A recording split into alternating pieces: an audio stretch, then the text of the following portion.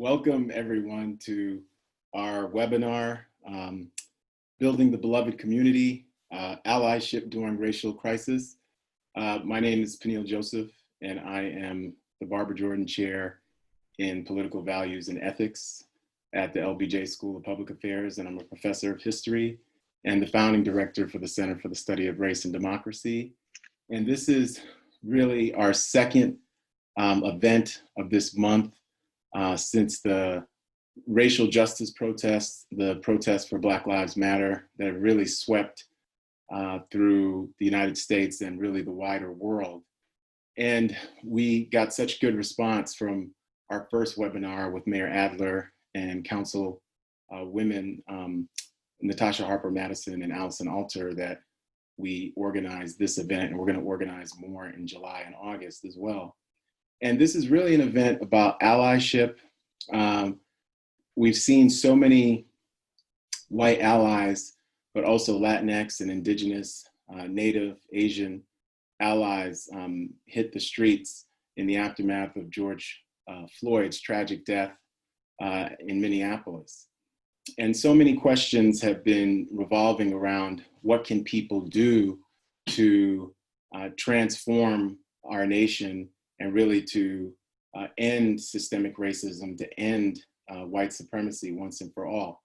And since we are educators and advocates, what we're going to be doing today is really having a conversation with two very proactive thought leaders, Kelli Mason and Lawton Cummings of Notley, who really partnered with the Center for the Study of Race and Democracy and other local anti-racist social justice organizations to really try to have social impact. So we're not just having these conversations, we're talking about how can we transform the inequities that have led us to this moment. What I'm going to do for a few minutes before starting this conversation is really discuss allyship, discuss what I mean by building the beloved community. I've been all around media this past month talking about what happened since May 25th. And I've made the argument that we as Americans all have this generational opportunity to transform racial injustice from stem to root in the United States. I know that sounds optimistic, but when I say that, one, I truly believe it. And two, I think it's going to take the work of successive generations. So we are already rolling up our sleeves and getting to that work. But for a moment, I want to define what I mean by the beloved community, this idea of building the beloved community. That's an idea that comes from Dr. Martin Luther King Jr., somebody who I've studied extensively, who I've worked and read and I teach about. And what Dr. King meant by building the beloved community was a community that was unafraid of having the hard conversations about racial slavery, that was unafraid of having the hard conversations about inequity, that was fearless in having the conversations and social impact around racial violence and our long history of injustice from racial slavery to the present. In a lot of ways, we're having that national conversation and social impact right now as I speak. Everything from monuments and statues are being reconsidered. Some are being actively torn down. We've had corporate and sports and different cultural and political institutions publicly declare that Black Lives Matter. But at the same time, we've had pushback from African Americans and other people of color who are within those organizations and say that these words are nice, but they have to be followed up with deeds. So when we think about that beloved community, this is not just this idea that we can all hug it out and not have a transference of power and we're not going to have a reckoning about the past. This is really moving forward by squarely confronting the past. So the idea of a beloved community absolutely means that we have to confront white supremacy. We have to confront institutional racism. But in confronting those, we do something else. James Baldwin called it achieving our country. What do we mean by this? Well, in the United States of America, we have never had a national consensus ever that Black lives matter in this country. We have never had a national consensus that Black people are human beings and that Black people have dignity and citizenship rights that will be parallel to white people. We've never had that. So any moment that we can look at in the past, anybody who's listening who says, you know, I can remember when things were much, much better, the dialogue was more civil, any decade, any year you want to choose, that is not the case for Black people. This is historical and data. These are just facts. So what we're trying to forge when I write and talk about building a beloved community is really form a new national consensus about what American democracy stands for, what does American citizenship mean? And in this new consensus, Black people will be included in that definition of dignity and citizenship. That's what we're trying to do. And if we get that inclusion, things like racial segregation in public schools, things like racial segregation in our neighborhoods, things like the lack of access to capital, things like the police violence and brutality against Black people will be a thing of the past, because we'll have a new consensus that reverberates from our democratic institutions to our faith-based institutions to corporate America to our sports and our popular culture, but also in a granular way in terms of American citizens and having deep empathy for Black people.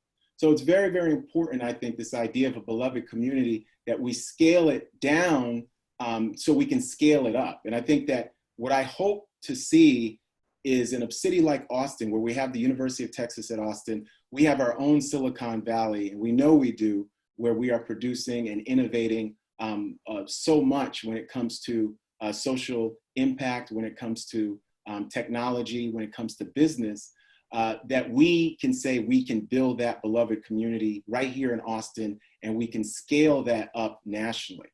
And that's why I wanted to have this conversation. I think we have already started. There's a lot of other people and partners who have started both in this city and nationally. And I want us to think about proactive steps, because obviously we have not had national leadership here, but I think that's fine. I believe that, like the civil rights activist Ella Baker, who helped found the Student Nonviolent Coordinating Committee, that strong people don't necessarily need a strong man leader. So strong people, we are the leadership that we've been waiting for. All of us women and all of us girls and boys and men who are interested in not just social change, but we're interested in human rights for all people. And that really starts with anti-racism. And of course, that anti-racism is linked to anti-sexism. It's linked to LGBTQ rights. It's linked to immigration and treating all immigrants as human beings, irrespective of status, because that's what they are, is human beings. So I'll close by saying this. We have an extraordinary opportunity, all of us here in the city of Austin, and certainly nationally and globally. But I want to focus on Austin and focus on Texas, specifically because we just celebrated Juneteenth, and Juneteenth was 155 years ago when the African-American community in Galveston received Major General Gordon Granger's announcement of the Emancipation Proclamation. And this was the first year that Juneteenth, because of everything that has transpired, was really celebrated and commemorated just nationally. Many people had the day off, many corporations took the day off, and that shows us something. I think that was very profound. I think one of the things we're understanding at this moment is that symbolism is also substance. And I'll say that again, symbolism is also substance. So the symbolism of whether it's monuments or flags or even Juneteenth, the national holiday where we can talk about racial slavery, is exceedingly important, because symbols, whether they're part of our built environment or symbols, whether they're the way in which your company treats people, the way in which corporate America, what it values, what it doesn't, it really tells us, from whether we're children or adults, it gives us cues about citizenship, basically who matters and who doesn't. So what I'm interested in is really this moment where we can actually come together to forge new symbols and a new consensus about what it means to be an American citizen. What does it mean to live with dignity? What does American democracy mean? So this is an enormous opportunity. This isn't pie in the sky. We can change the status quo. we've done it in the past, but we've never centered racial justice as part of transforming who we are as Americans. I'm convinced that we can do it. And I think there are so many different people who are ready to partner to do this. And this conversation and this dialogue that we're going to have with Kelli Mason and Lawton Cummings are really part of spreading this and scaling it up in terms of what does allyship mean, having really more than just courageous conversations, but having conversations that are rooted in deep empathy for each other and understanding why we are in the position we're in today. Okay, with that being said, I'm going to introduce first Kelli Mason, and we're going to, I'm going to give Kelli a little time to talk. But Kelli Mason is a partner at Notley, which is a local Austin company that really invests in doing good, has a for-profit side, has a nonprofit side, but has been very, very much committed, even before this moment, to achieving racial justice. Notley Tide, which she'll talk about, we've partnered with them, and they've set up investment context for 5 racial justice, anti-racist, civil rights, social justice orgs in Austin, including the Austin Justice Coalition and the Center for the Study of Race and Democracy and some others.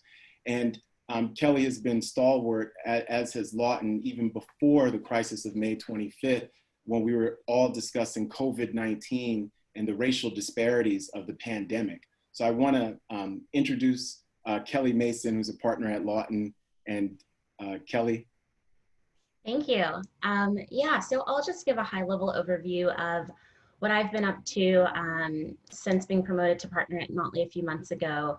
And really, again, high-level overview of how we've already been partnering with CSRD, what we're doing to do exactly what Peniel said. How are we helping use our platform, use our privilege to be allies in the fight for racial justice?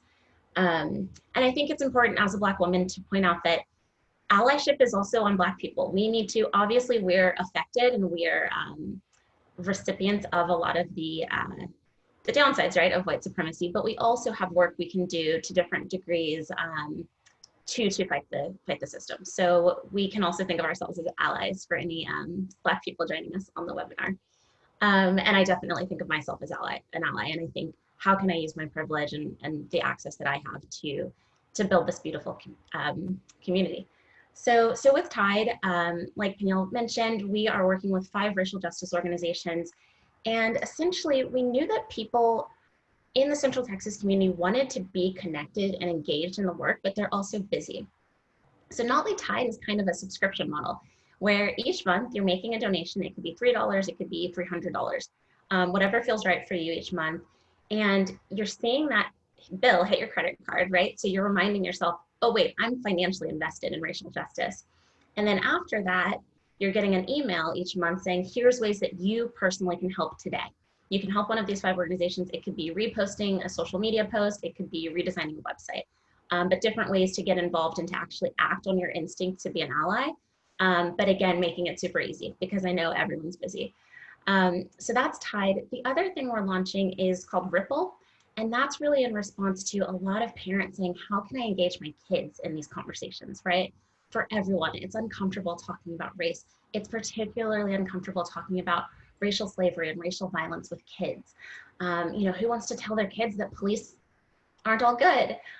So basically we're partnering with another group at UT and figuring out how can we create kid-friendly curriculum, at-home curriculum, which I think will also be important with homeschooling that's coming up in the fall, but to really make it easy for parents to read a book, talk about the book, do an activity, and really engage in a kid-friendly way. And Dr. Joseph said, it's the work of successive generations. And so how can we make sure that we're also getting, to the 5-year-olds and the 6-year-olds? So that's what we're doing with Ripple. And then finally, as Dr. Joseph mentioned, we've been partnering with CSRD. We've got a handful of CSRD fellows who are at Notley. And again, that was just looking at what privilege do we have as a social impact organization that's respected here in Austin, and how can we give that privilege to other people? So we've got these scholars who are doing amazing research, and we're just, supporting them, answering questions they have, and helping them dig deeper into the social impact sector.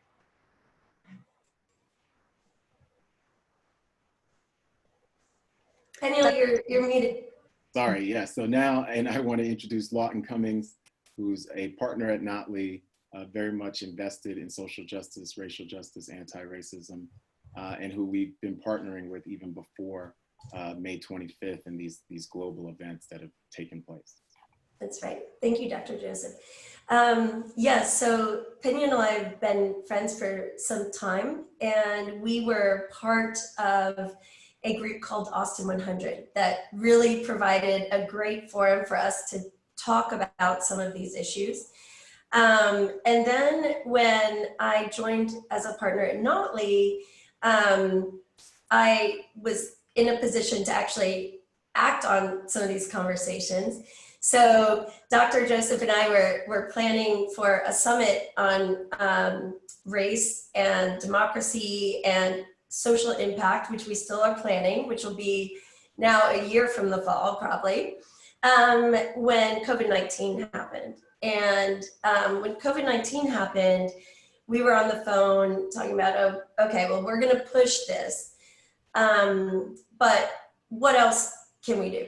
And I was really moved, actually, by one thing that you said, which was at one point we were talking about how are we doing, right? How are we feeling? And we were all feeling a little bit beat down at first because we're both doing work trying to help with, at that time, only food insecurity and homelessness and access to economic opportunity. And then all of a sudden the pandemic.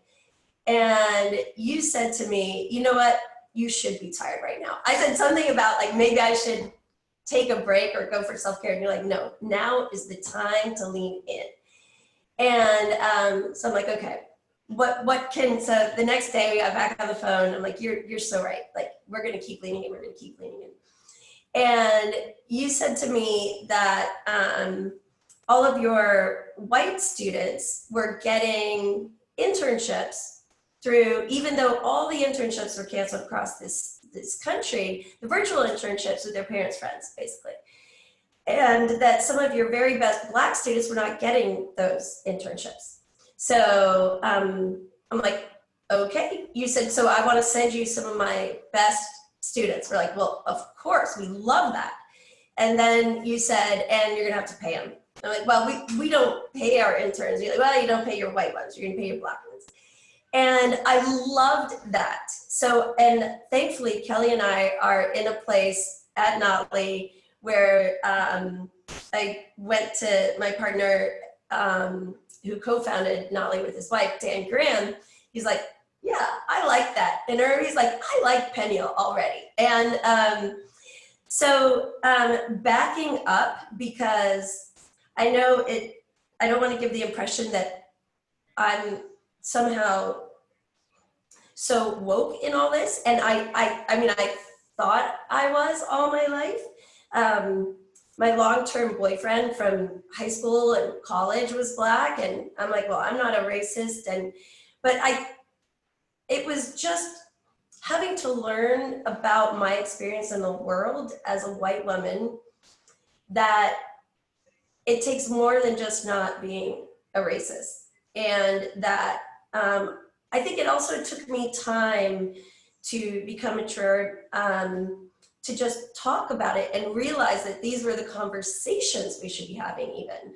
I think that part of the reason that really resonated with me when we were having these conversations is that I really identify as a woman, that I was being told as a lawyer, as a young lawyer, that I really could have it all. Like, you can, as long as you lean in, you can be a law partner, you can be the best mom ever and be on the PTA and be a great wife, and you should be Brownie troop leader and Cub Scout troop leader. And you internalize, I mean, I already knew I was equal, I was just as smart. But you internalize that message that everything's available to you. And then you have this shame, like, why am I not? Like, why am I not? And then when I left a law firm environment, because, you know, biology, I was the one having the babies. And then also I had a bout of breast cancer. and then coming back in and having some of the new experiences of corporations were starting to say, hey, women should be on your teams. So hearing all this chatter, some of the men were saying, well, I don't know, women aren't in higher, we started 50% female, and why do we only have 5% in our higher echelon? I guess they just don't want to be partner. I don't know, they're not leaning in. They choose to stay out. And then there were a few men who were like, is that true? Like, I don't know, maybe it's the policies. And maybe we should let someone who's gone part-time to care for a loved one or for children come back and achieve this equity partner status, because maybe women actually have one hand behind their back because society is telling them they have to care for the kids. And that was so refreshing for me to hear that. So what I realized is that I needed that allyship there, and that also having these conversations is so refreshing, and that I needed to be able to go beyond saying, oh yeah, police brutality is awful, and voting. I mean, Lord knows I've been on the board of directors of the ACLU and co-founded a liberal group, American Constitution Society, when I was in law school at Georgetown. Like, I've done things, but there needs to be more of calling out the institutional racism in our society, instead of just saying, hey, let's help argue for this person to get out of prison. And hey, let's vote this person into office. We need to be saying, why do we have policies in place and structures in place and access to capital in place? And how do we dismantle that? So that is what now I have been moving towards, wanting to participate at that level. And the Center for the Study on Race and Democracy is where that is really being done. And so that's where I want to be aligned with. And at Notley, we thankfully have that ability to partner. Oh, thank you, Lawton and Kelli. I want to say, you know, how gratifying it's been to be part of the Austin 100, but to be connected with so many people who, even before this now monumental watershed historical moment, were really invested in these issues. So, you know, what you're doing, very, very important, and what Notley's doing, very, very important. And I agree with Kelli when she talked about allyship as well. I want to start off the conversation by asking both of you a question, because people have asked me this question.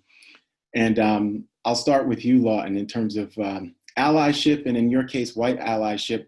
What can we be doing besides what we're doing already right here in Austin? Because I think one of the beauties of Austin, and let's talk about the positives, and then before we get into a critique, one of the beauties of Austin is that this city, not only is it a music capital, but it has such a deep, rich history of just innovation, all kinds of innovation. But certainly it's become, not only has it been an innovator in terms of music, we have civil rights innovators and higher education innovators. We have thought leaders in business and technology. We have voting rights activism here, Women's League of Voters. We have thought leaders who are feminist, environmentalists here, who are in AI, like yourself, legal thought leaders, medical, when we think about Dell. We have so much going for us. We're one of the fastest growing cities in the United States. So there's a huge amount of wealth building and knowledge building that's going on here, even to the point where a lot of people have correctly said we were a second Silicon Valley, because so many people from California are coming here, including companies, including thought leaders as well. So a lot of positives. The negatives have to do with what our larger country is facing too, an inability to face up with a past that at times has been unbelievably racially and economically unjust. You know, we think about the city of Austin and the master plan, 1928-29, that really mandates segregation. Wheatsville was a historically Black community, and now it's completely gentrified, but overnight in the 1930s, it goes from 15% African-American to less than 1%. We've had a hard history with University of Texas and segregation, right? And everybody's sort of rethinking all of it now. Like, we're in that mode, right? Which I think is very positive. But what can we do? And I want to challenge you too, Lawton, in terms of to go beyond diversity. Because one thing the Austin 100 did was say, hey, we're going to take a diversity pledge. And at UT, my school, has done the same thing, where people talk about diversity, equity, and inclusion. I think one of the things these protests in the aftermath of George Floyd and these Black Lives Matter protests globally have shown us is that that diversity, equity, and inclusion paradigm is not enough, right?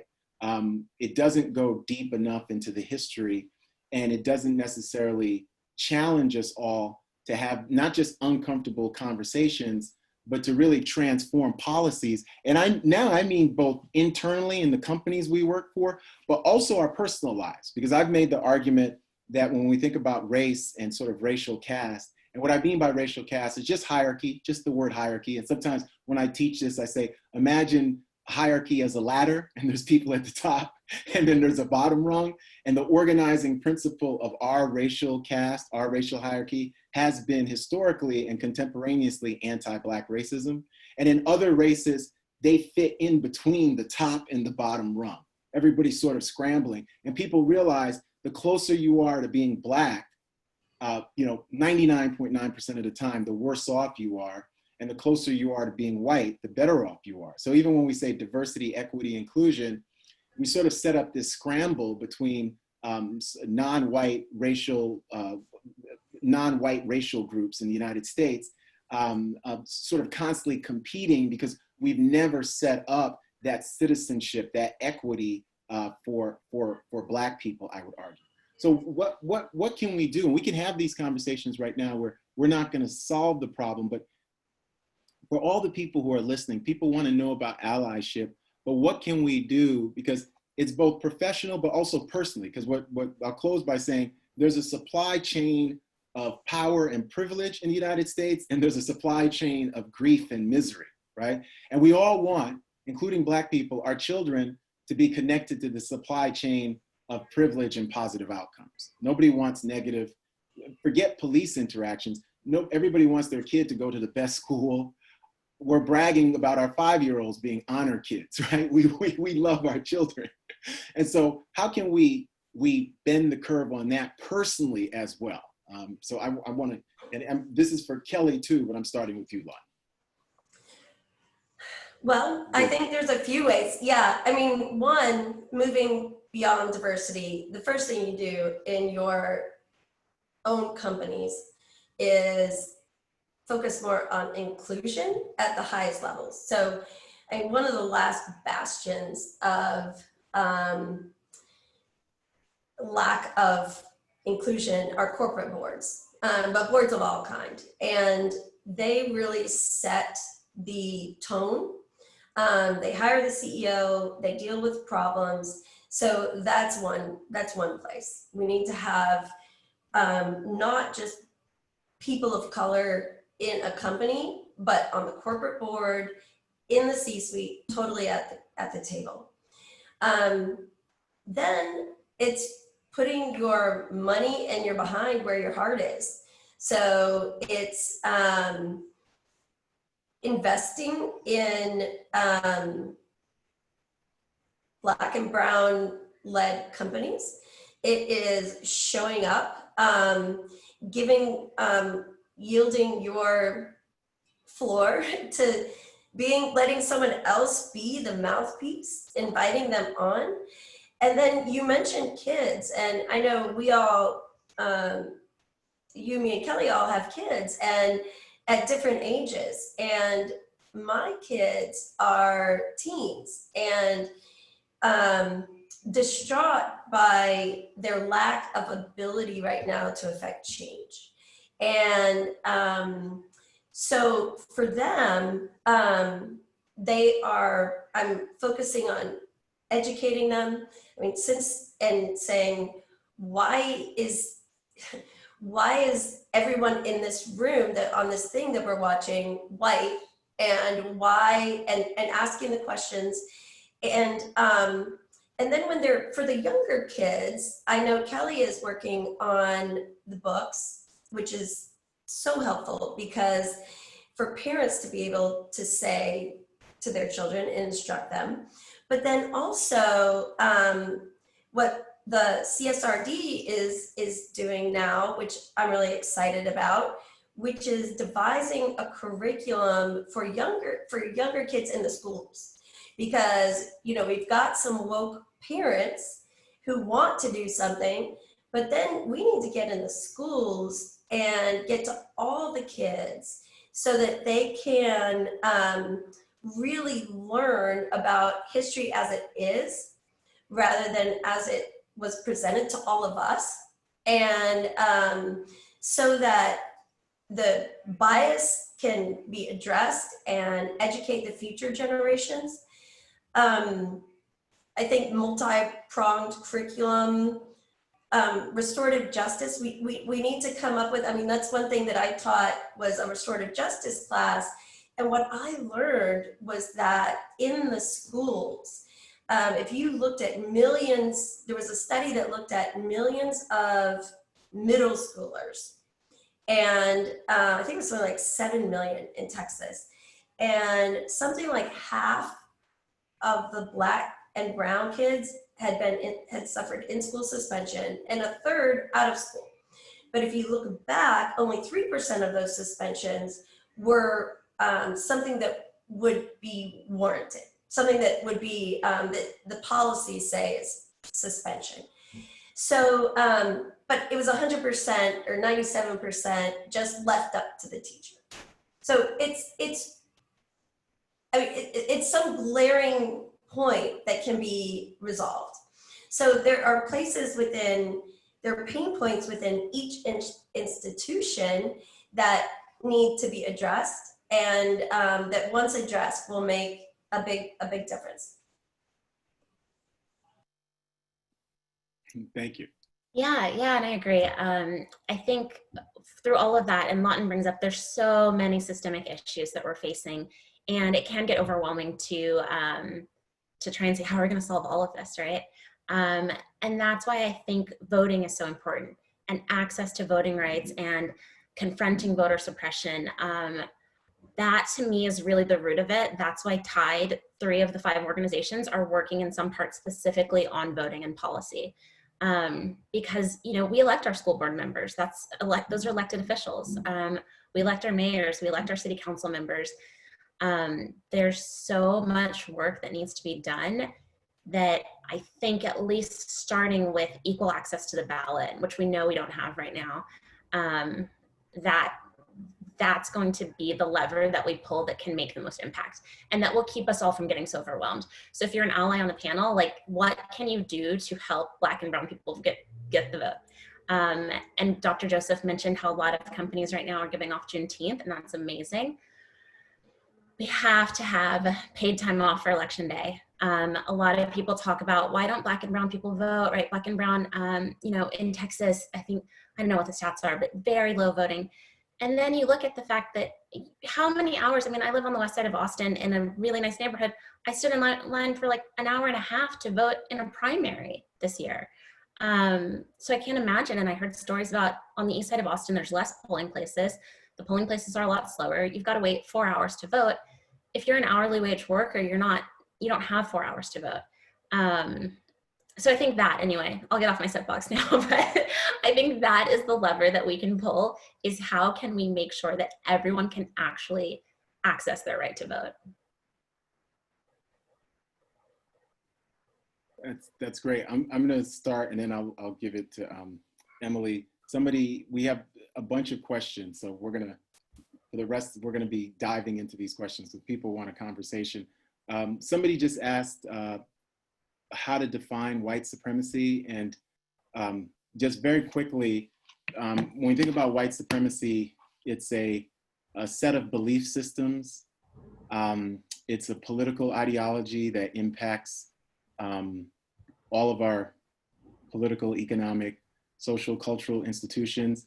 It's based on racial caste, but it really makes an argument that those who can be identified as white will have disproportionate access, power, and privilege, even though there's going to be variations on that in our society. And those who cannot access that identity of whiteness will have subordinate status. A great example of how white supremacy evolves over time is the racism against white European ethnics in the 19th and early 20th centuries. Certainly anti-Semitism as well, which is still with us, but has had times where it flared even worse when we think about the 19th and 20th century. Those groups, a lot of times, not necessarily Orthodox Jews, but others have blended in and have had access to whiteness and that kind of privilege. Even poor whites, when we think about white supremacy, very important to understand, poor whites have access to white supremacy by not being racially and racially oppressed and violently killed at the same rates as African Americans. And all the data shows us that even poor whites, where they live, they have much more access to supply chains of power and privilege because they can get informal access to white suburbs that are even privileged. Informal rentals, their kids can go to those schools at times in ways that Black people cannot, because in a society that's based on racial caste and white supremacy, the big giveaway is your skin color.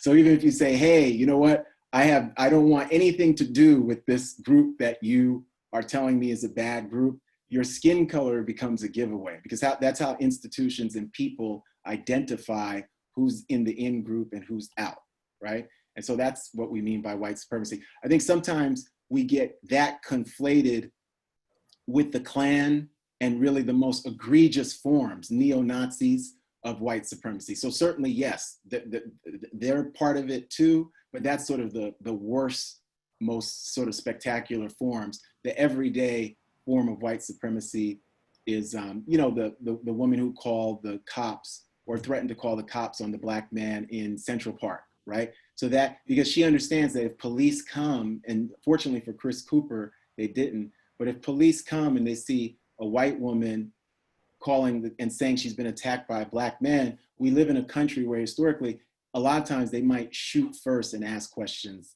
later. Yeah. Okay, I'll ask a question to both of you. Somebody asked a question about reparations. Do you guys know anything about that? What do you think about that? I can get into that too, but what do we think about, because people are having those conversations about reparations for some people connected to racial slavery. And there's a new book by Sandy Darity who's an economist, very esteemed economist at Duke, From Here to Quality, about reparations in the 21st century. Bob Johnson, the co-founder of BET, has called for reparations. Senator Cory Booker, who was one of the Democratic presidential candidates, said he supported that. Others have said they support the study of reparations. What do we think about that as something that would be impactful? I'll start with you, Kelli. I was going to say I defer to you. I know that you've done more research into the subject, and you know what the benefits are, what possible unintended consequences might be. You know, there's pros and cons, and I wouldn't want to give. I don't have an informed enough opinion to give it. No, that's fair enough. Lawton. Well, I will also defer to you, Dr. Joseph. However, I will say that Professor Ty Coates' piece, I think the Atlantic did. Yeah, case for reparations, yeah. Yes, very convincing. Our country was, all of the foundational wealth was really built because of free labor, yeah, which wasn't free, right? So if you look at a profit and loss sheet, and so some of those massive amounts of wealth, it was accumulated not too long ago, right? And it has been passed on and grown, and there are beneficiaries of that.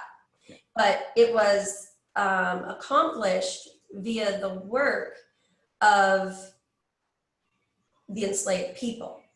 And we have descendants that would have been entitled to that wealth, should have been, but for this system of slavery. So what I would defer to you on is how to accomplish it. But what I will say is that it must be done in some way.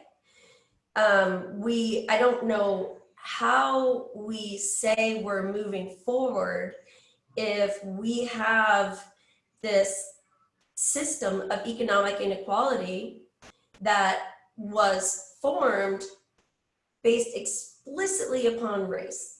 It's not like we can say, oh, this economic inequality today, it just happens that way. No, it was the legal basis for the distribution of wealth.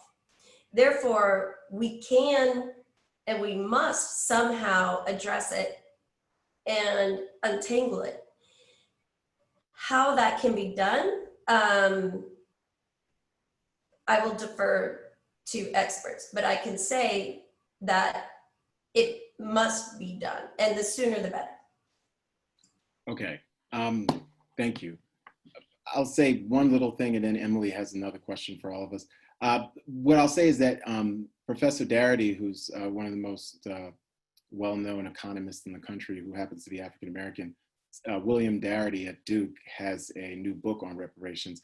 What he calls for, and it's controversial within the Black community a little bit too, because he's saying you've got to be able to prove, Black people can prove that their descendants, at least one of their descendants, were enslaved. So we'd have to do the research. And then they also have to prove that before the reparations bill was passed, that they have identified as Black American, or as Black American, even if they're saying they were multi. So there's that. But what's interesting, as an economist, he says that the wealth gap requires an infusion of $800,000 per African-American family. So it would be a much, it almost completely closes off the wealth gap. And that's in 2016 dollars, and that's 10 to 12 trillion dollars. So that's his policy proposal. I don't know where that leaves. People might be from the Caribbean, or people might be from West Africa and different, but that's what he argues. So and I think that's something that for a long time nobody was listening to, even though in the Black community they've talked about, and now I think there's going to at least be movements to study that at the federal level. So Emily, you can ask that next question. Thank you. These are from the attendees. How can we organize and build anti-racist allyship if we are unwilling or incapable of questioning predatory capitalism, unreflective patriotism, and an inherently racist constitution? They're not letting anybody get away with anything here. Whoa, where are the soft everybody? I'll open it up. Like, what do people think? Yeah, I'm gonna keep my mute button on. I will actually, well, no pressure, not putting Lawton on the spotlight, but Lawton used to be a law professor and has a lot, I think, probably more reflection and experience in the legal part, like, right, you're mentioning the Constitution and the more systemic institutionalized things, so. Lawton. Nice voice, Kelly. That's a voice. Well, yeah, I mean, I guess to my last, it's a nice segue from the discussion of reparations, really, because when you look at the predatory capitalism, which I'm taking to mean one group profiting at the expense of another, it's easy to see why we have the results we have with disparity, because they've been set up, designed to do that. So a lot of our policies in our country were set to justify what we wanted to do economically. And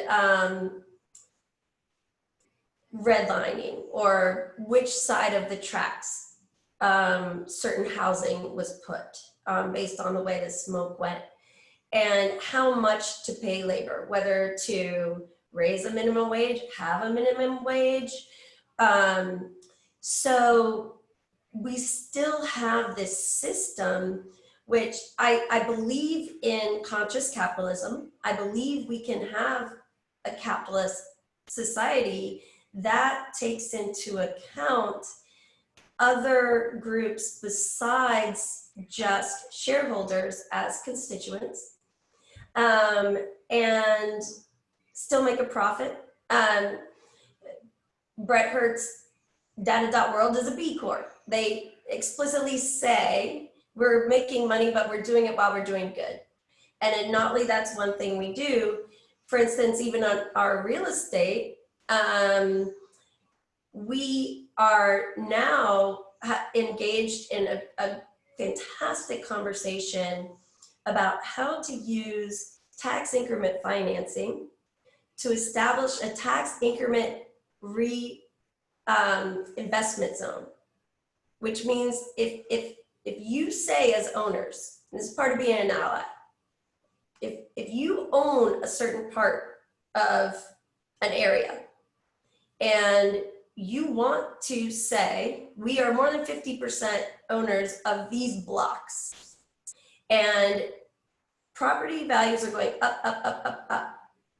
For the next 10, 20, 30, 40 years, we want all that incremental property taxes to go to affordable housing.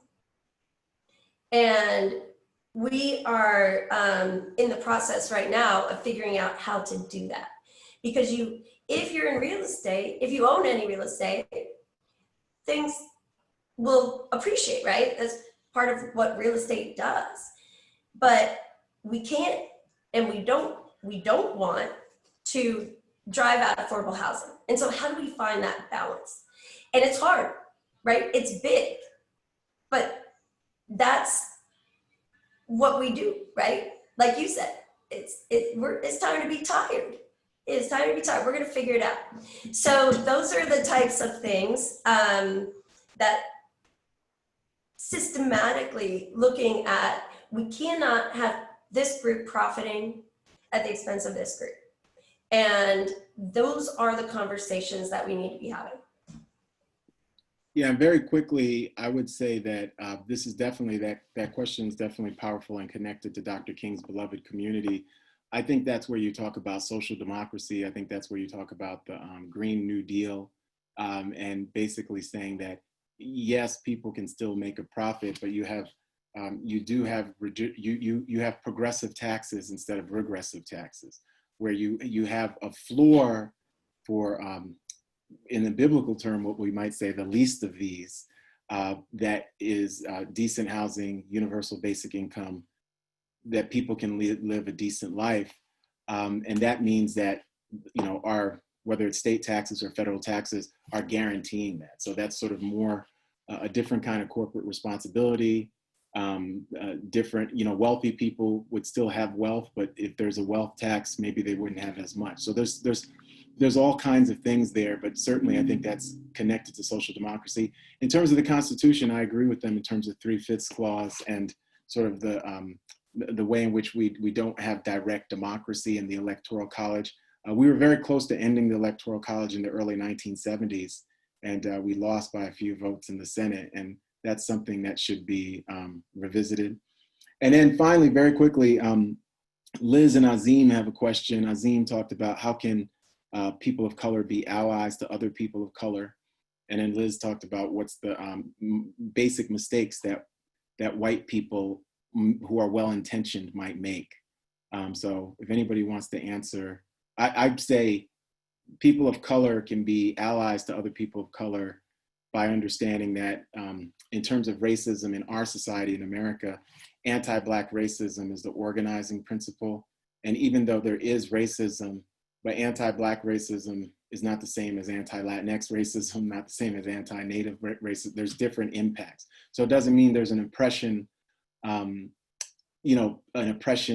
people want to say some competitiveness, right? Sometimes people say, but really that anti-Black racism is the organizing principle. And so allyship is like recognizing that and saying, we're all in it together. And then Black people also recognizing that and saying that they are in it with immigrants, and they are in it with, you think about Dakota pipelines and our Native American brothers and sisters who really suffered from COVID-19, and that they are in it with Latinx people, even though Latinx, there's this Afro-Latinx community that's very proudly connected to Africa, and then there's a Euro-Latinx community that at times really doesn't necessarily identify as a person of color, right? And so it becomes very kind of complicated in that sense. But what do we think about that question? I'll ask you, Lawton. What do you think are some mistakes that white allies kind of can make, even if their hearts are in the right place?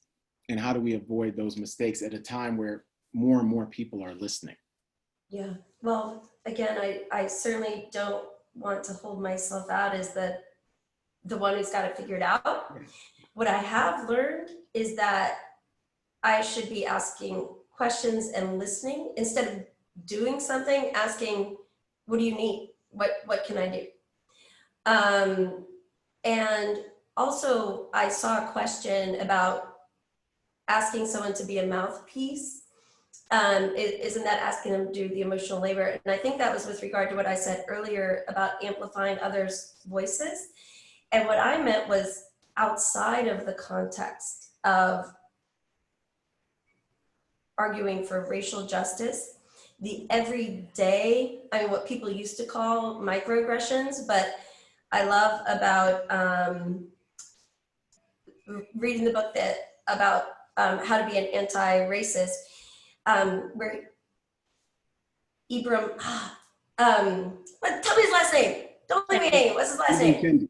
Kendi. Yes, Ibram Kendi. Sorry, I haven't had lunch yet. It's 2. Ibram Kendi, where he says, don't call them microaggressions because that's abuse. But what people used to call microaggressions, in any event, where someone at the table, you might have a Black person, and women have experienced this too, say something and people are more likely to interrupt.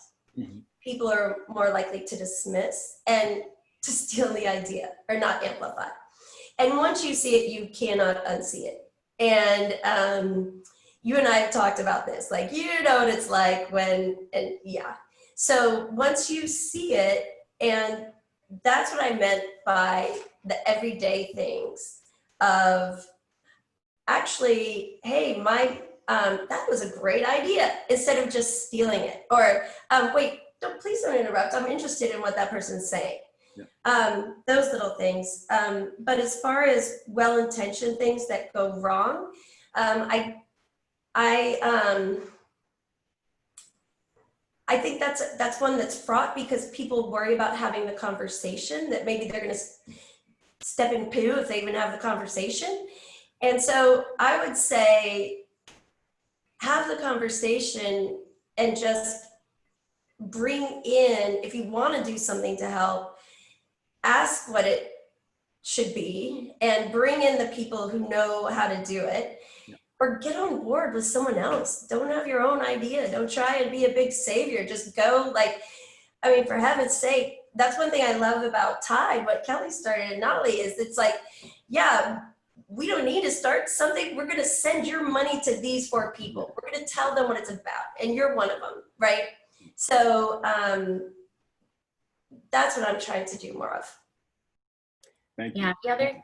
Yeah, the other thing I see white allies, they coming to me or coming to Black friends and saying, how can I help? What can I do? And to me, that's so, in fact, I should probably put it into just like a stock email response or stock text message response. But I think that is something that is very, very well intentioned, right? you know, if you're white, you have a certain amount of privilege, you have a certain amount of capital that you can spend making a difference. And so your instinct is, let me ask how I can help. But that then puts the burden on the Black person to explain how you can help or research ways and plug you in. And so I think that's been the biggest thing I've seen these past 3 weeks is people coming and saying, how can I help? The other thing is to do the work, right? Like read, educate yourself. You know, I think about Amy Cooper, the woman who called the police on Christian Cooper in Central Park. And, you know, it's come out that she was a donor to Barack Obama's campaign and she's a progressive liberal. I think there's a lot of people who think that they're allies, but in that moment of like my privilege is being questioned, would they call 911?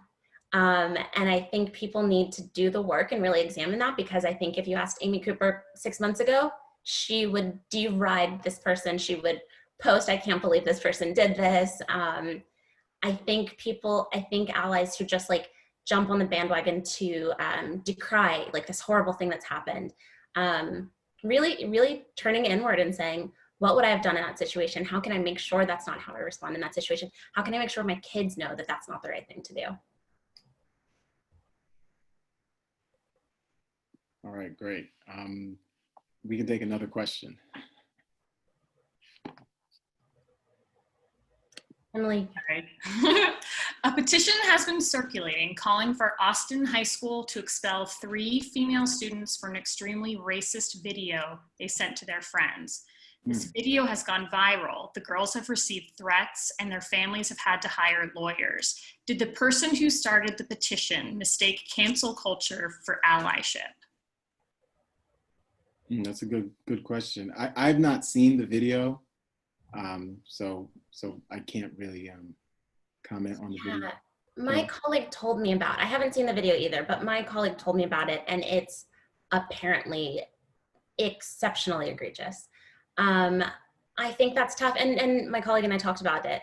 She has a teenage daughter who I think is going to the same school as this girl, and there is, I think that's another thing with talking to your kids. Teenagers do jump on this like cancel culture, and I think, you know, again, it's like what I referred to earlier.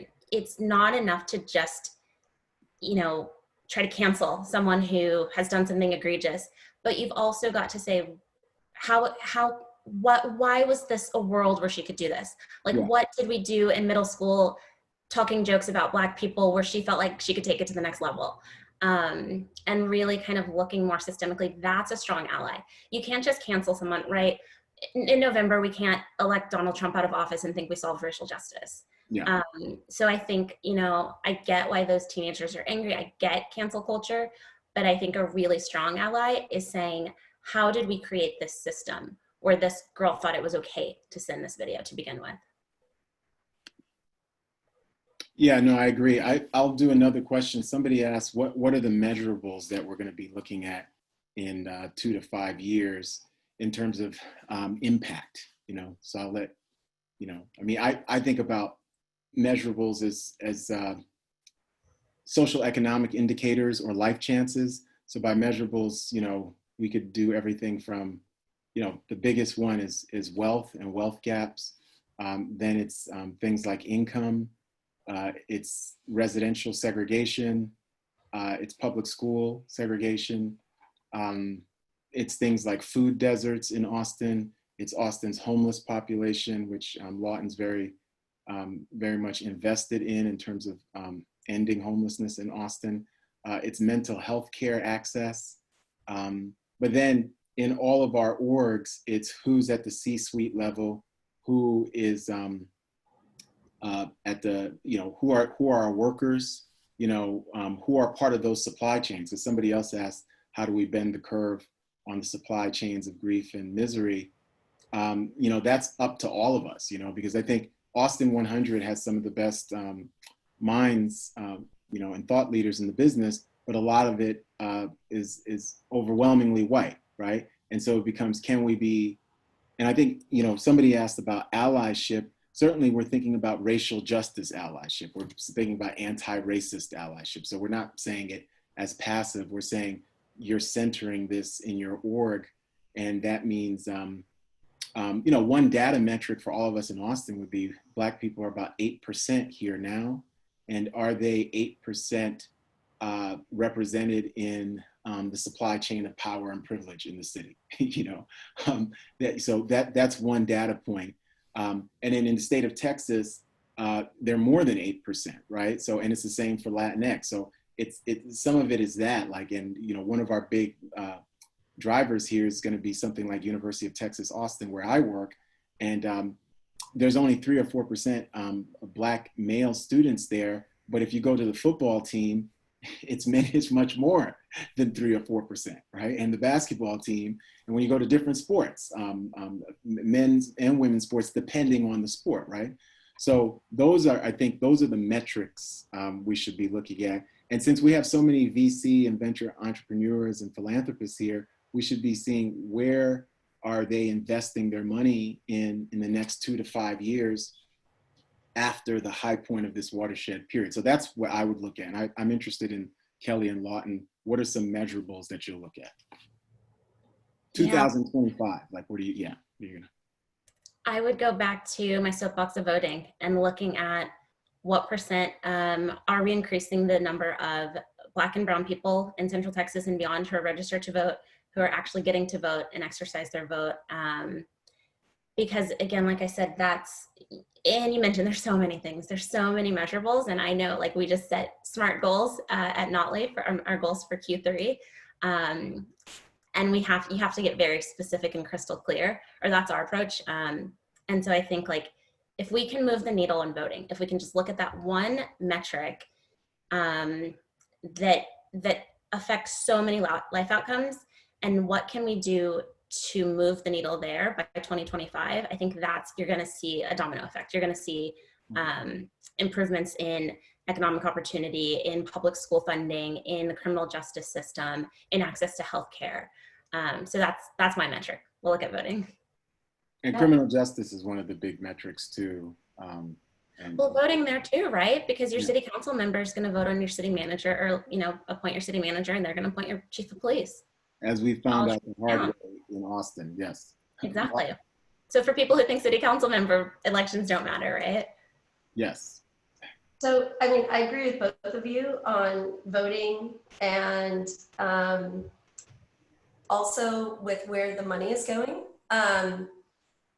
Also, 1 in every 5 American children live in poverty, but for Black kids, it's nearly 1 in 2. Mm-hmm. That was before COVID.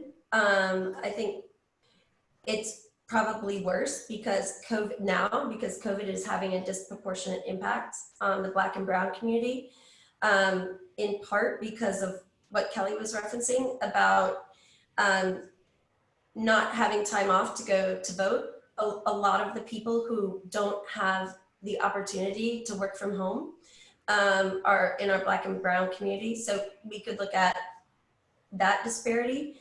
We could look at median family income.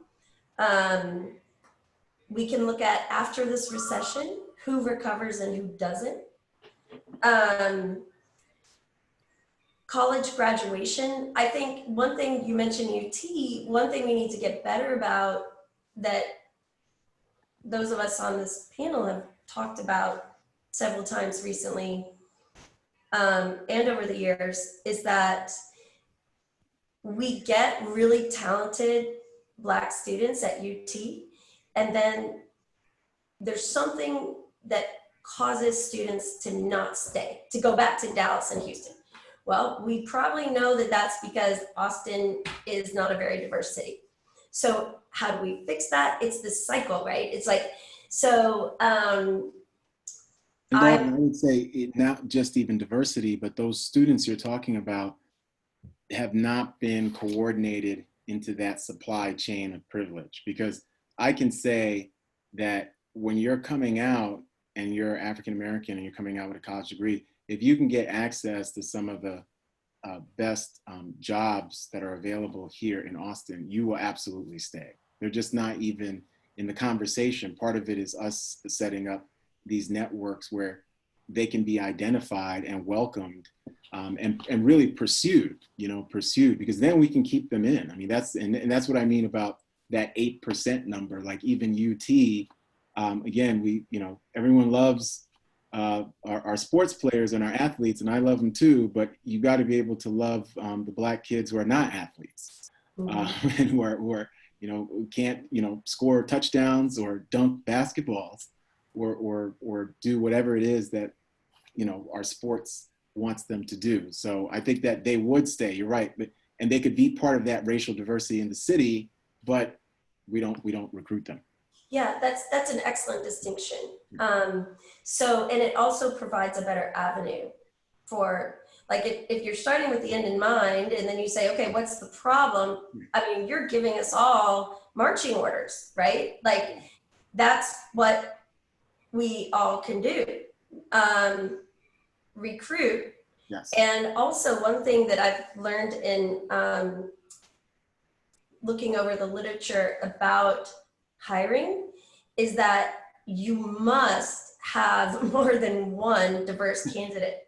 Yeah. Otherwise they're the token, and that's all, and then you talk about it. Yeah. If you have more than one of your three, or if you have 2 of 5, then all of a sudden, okay, now we can talk about true credentials without people saying, well, and it's same for females, for Black and brown candidates. And so you're giving a really concrete example of how we can get there, to have the true beloved community, right? Not just social justice, we need economic justice. And yeah, so I'm glad you made that distinction. And Lawton didn't mention, but we are working on that at Notley too.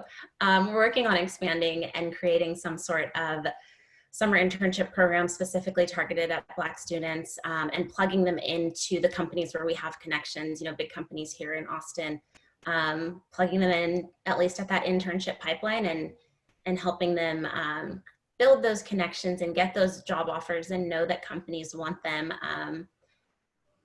So we'll see. We have a lot on our plate, but yeah, 2021.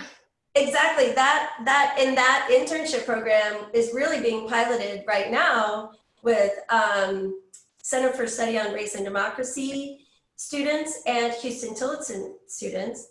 And it's incredible, right? I mean, we're really hopeful that that program, which Kelli is leading, and providing not only support for them to work within Notley and programming, but if we can bring students from all over the country here and place them in various, Silicon labs, like I know Tyson would love to participate, and places around town, and have that cohort where you have your friend group. Yeah, hopefully that'll help. Okay, how should white people use their privilege to push for policy changes? And is it necessary for change? That's a great question.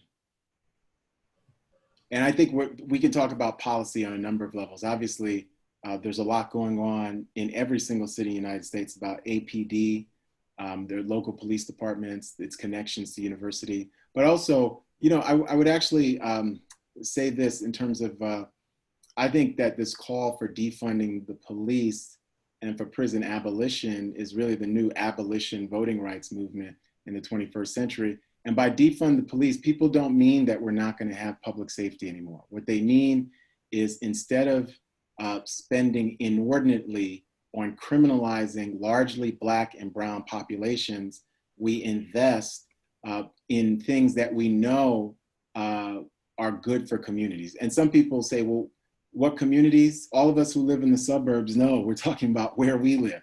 Where we live, there's not a bunch of police and cops. There's not a bunch of crime. There's virtually no poverty. There's not a bunch of homelessness. The neighborhoods that are filled with racial and economic marginalization are the ones also that have the heaviest police presence and have violence and have all these things going on there. So what can we do? What can a white person do or any of us, we're privileged to do these policy changes? I'm going to be the broken record and say voting. Can you, right, like here's one thing that one person can do to make a difference, and I think starts this waterfall. Get your company to give election day off as a paid holiday. Okay. Can you talk to your CEO? Can you talk to your head of HR and make sure that all employees, including hourly, have paid day off to vote? That, I think, once you get that public pressure, and like we've seen in other conversations, unfortunately, corporations are being asked to be those social justice leaders that the government isn't currently serving as. So can corporations take a stand and say, you know, could we get every company in Austin to take that day off, paid day off for all employees, including hourly? I mean, we could turn Texas blue. That's my politics. I won't get into politics, but like that would move the needle on all of these things. That would move the needle on healthcare. That would move the needle on the criminal justice system. That would move the needle on how public schools are financed. That would be that's one thing you can do today. Send an email to your CEO and say, why don't we get election day paid off for everyone? That's a great idea, Kelly. Lawton, what about you? Yeah, I think I'll piggyback on Kelly's answer and say, before you go to the voting booth, educate yourself on the issues. So I'm really glad that you addressed defund the police, because the tagline, even though it's so needed, the conversation is so needed, it's not a descriptive title. Yeah. And because it's redirecting some of the funding for the police. Like that doesn't go for a good t-shirt, but and if you, our democracy only works if we know what's behind the issues. And oftentimes the way the ballot is written for prop whatever is, they're all gonna say, do you love your family? Like, yeah. I want to vote for a safer community. Like, oh, safe community, of course. And so you really have to know what is actually being voted on before you go. All right. To get more questions in, I'll say, I'll just move to the next question. How can we push anti-racist thought to rural communities as well as cities? So I would add suburbs too. How can there's a big push now in terms of anti-racism, racial justice. How can we push that in rural communities and, just throughout the United States? What are some ideas? I'm thinking, and this is, a pitch for Ripple, the project that we're about to launch for kids and families to talk about racial justice. I think that is something that we can get into families where you may never see a Black person as long as you live, right? Like there's parts of the country where that's the case. Or you might not see a Black person until you go to high school or college, or go into town. So can we get this racial justice consciousness literally to people's doorsteps? Get it into their beds when it's nighttime and you're reading your bedtime story and you're talking about these things. I think that's kind of that's my kind of subversive way to get into people's homes and get into people's hearts, really. That's great. Yeah, and again, piggybacking on Kelly's answer, the two parts for that, I mean, I agree, it's definitely the education and exposure. And one thing I love about what Kelly's doing with Ripple is she has the discussion questions for the parents and just a way to frame it, talk about it that are age appropriate. And that also needs to be done in the schools. So, and that comes back to voting, because our school boards decide what is taught in the schools. Mm-hmm. And it is community by community. So that is something where people who are leaders in their community, or even people who don't think they're leaders in their community, who just think, well, shoot, I could probably run for school board. Like, they should just do it. And if they don't want to run, they should go speak at the school board and explain. And because I agree that education is the answer, and that it needs to happen, but that it needs to be pervasive within the schools as well as the homes. All right, great. The final question that I'll ask for everyone is, how do we keep the momentum past this moment, past the election in November? How do we keep the momentum where we keep this central? And by this, I mean anti-racism, racial justice, but really this idea of Black lives mattering, in a global sense and also in a discrete sense in every single aspect of our lives and what we do. So.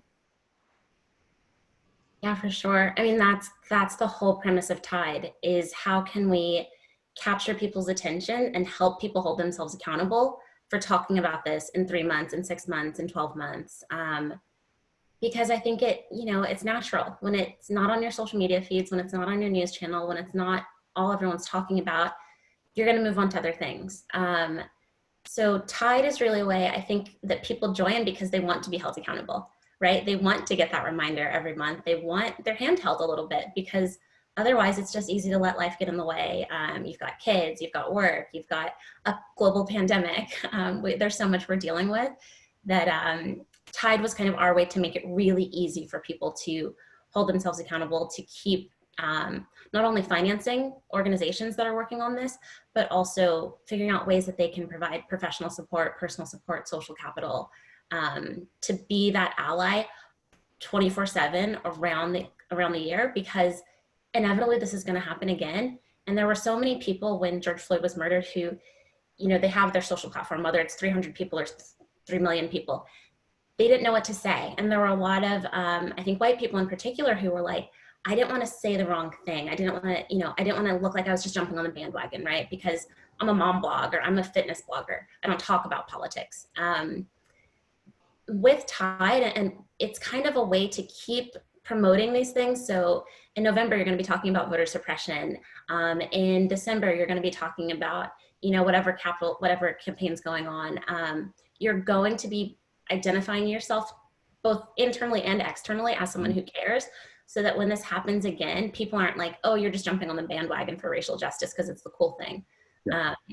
So that's the goal with Tide, is that it does keep people accountable and gives them outlets to act, to be allies throughout the year. Thank you, Kelli. Lawton. I think the conversation we're having right now has surpassed all the ones in the past, where, it's really amazing to see that this is not a moment, it's the movement.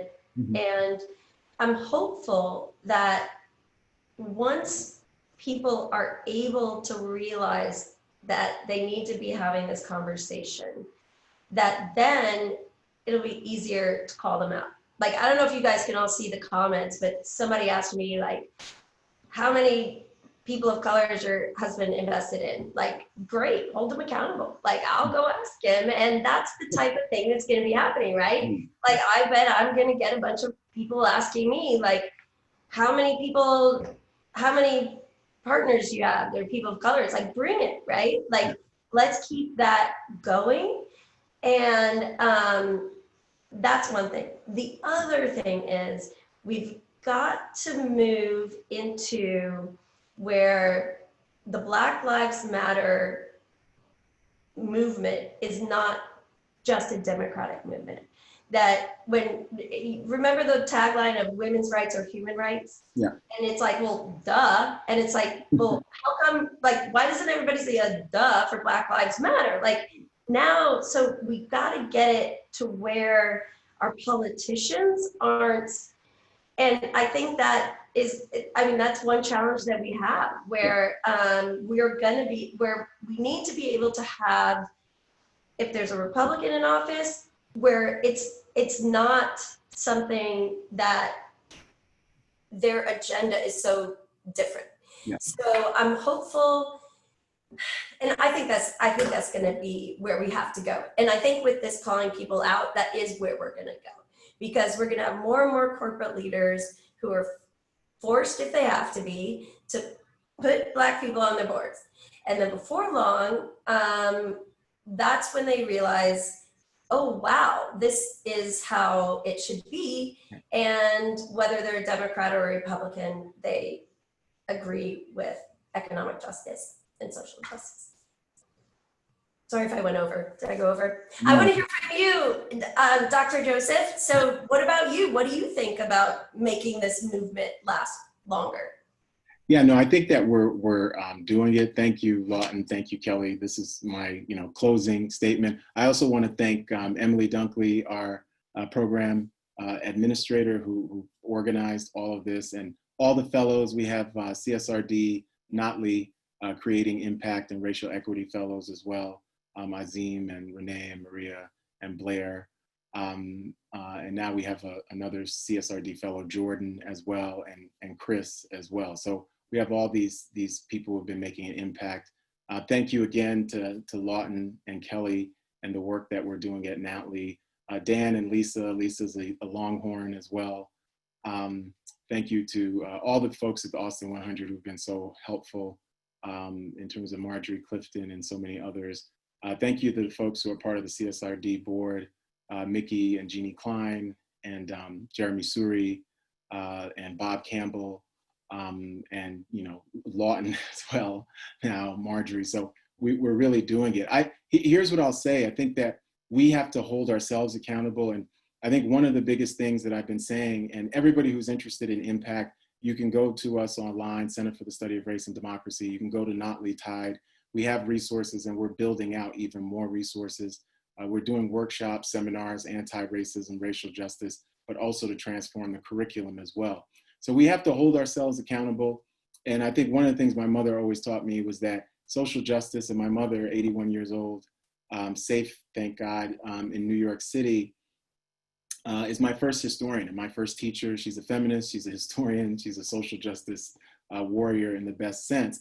But she always taught me that this idea of racial justice was for long distance runners, right? So I realized that we can't get tired. It's almost like when you have your children. Do you ever get tired around them where they say, Mommy, we still have to play? And you're like, okay, you know what I mean? Unless, God forbid, you're ill or something, but you don't get tired. You just sort of have this inexhaustible supply of energy. And we know that. We have an inexhaustible supply of love for our children and deep empathy for them too. We all know this. And I feel this way, though, about movement and about social justice and about racial justice. And I think what's so invigorating for us, like what this conversation shows, and I saw all the questions, we have a chance, even if we all don't agree, but to create and forge a new national consensus where Black lives do matter. And if we say Black lives matter, I'm also saying trans lives matter, Latinx lives matter. So we're saying it's a universal appreciation for humanity through the particular struggle of Black people, because this country has been organized around anti-Black racism that's saying our lives do not matter, right? So if we can get to a new consensus, as great as America has ever been in the past, it's gonna be truly this extraordinary place where we center Black lives, and in doing so, we center racial justice and intersectional justice for all people. The exciting part of what's happening here is that we are on the cusp of building that movement and that moment where subsequent generations are going to look to us and say, wow, they really did extraordinary work that allowed us to stand on their shoulders and complete the mission. This is going to be a lifetime of work. I just think that right now, just like in 1963, 1968, we had other opportunities where we could pick the beloved community, and we chose prisons and and arming people and violence. And there's millions of Americans who we could see in the streets who have said they want a different America. And that's extraordinarily gratifying. The idea of this beloved community that's multiracial, that's interested in justice, and the idea that love is what justice looks like in public, and that we can make that happen. So really extraordinarily happy to partner with both Lawton and Kelly and Notley, but also everyone in the city of Austin. I think that we have an exciting future ahead of us in terms of social justice and racial justice. And I implore everybody to not only to not give up, to have deep hope and belief, but just roll up your sleeves and get to work, because we really can build that beloved community, and Austin can be a centerpiece of building that beloved community. So thank you. Thank you, Kelli. Thank you, Lawton. Thank you, Emily. And really for all those who've supported us in this mission, thank you very much. And get involved. You can get involved with the Center for the Study of Race and Democracy and what we're doing at Notley Tide. And we're going to be doing more. This is a conversation that we are committed to. It's not going to end. It's not just every Juneteenth, although I love Juneteenth, but we're committed to this. So thank you. And thank you for everybody who joined us today.